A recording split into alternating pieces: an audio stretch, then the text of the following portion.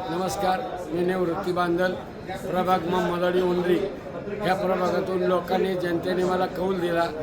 जनतेने चांगल्या मताने मला 5700 मताचं लीड दिलं. खऱ्या अर्थानं मी माझ्या परिसरामध्ये सातत्याने काम करत होतो, गोरगरिबाचं काम करत होतो.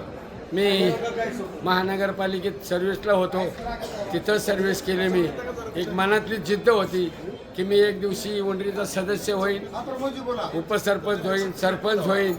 आणि हे सगळं झाल्यावर मला असं वाटलं गाव महानगरपालिकेत गेलं आहे, मी नगरसेवक बी होऊ शकतो त्या कामाच्या जोरावरती. आणि त्या दिवशी मला मनात आलं की मी नगरसेवकाचं मला आमचे नामदार जे पालकमंत्री अजयदादा पवार, राज्याचे उपमुख्यमंत्री आणि अर्थमंत्री राज्याचे पवार साहेब अजितदादा पवार यांनी सगळ्यांनी माझ्या डोक्यावर आशीर्वाद ठेवला. हडपसर मतदारसंघाचे आमचे लाडके आमदार त्यांनी सुद्धा मला मदत केली, तिकीट मिळवून दिलं.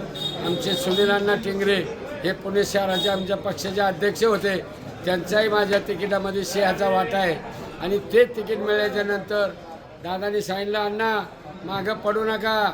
दादाला मी मुलाखतीत सांगितलं, दादा मी एकदा तिकीट द्या, मी निवडून आल्याशिवाय राहत नाही, निवडून नाही आलं तर तुमच्यासमोर उभा राहणार नाही. दादानी माझ्यावरती तेवढाच विश्वास ठेवला. तुल्यबळ लोक असताना मला तिकीट दादानी दिलं.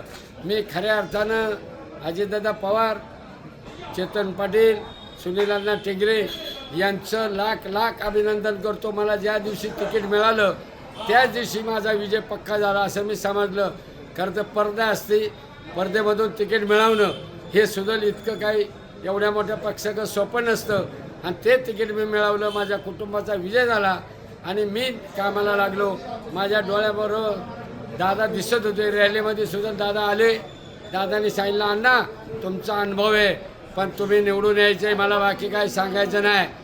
मी दादाला शब्द दिला, दादा मी 100% निवडून येणार, माझ्यावर विश्वास ठेवा, माझ्या कुटुंबावर विश्वास ठेवा.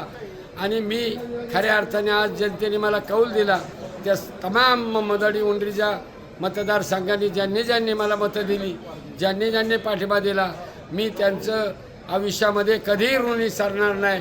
केव्हाही रात्र अपरात्री त्यांनी मला बोलावलं, मी त्यांच्याकरता हजर राहीन.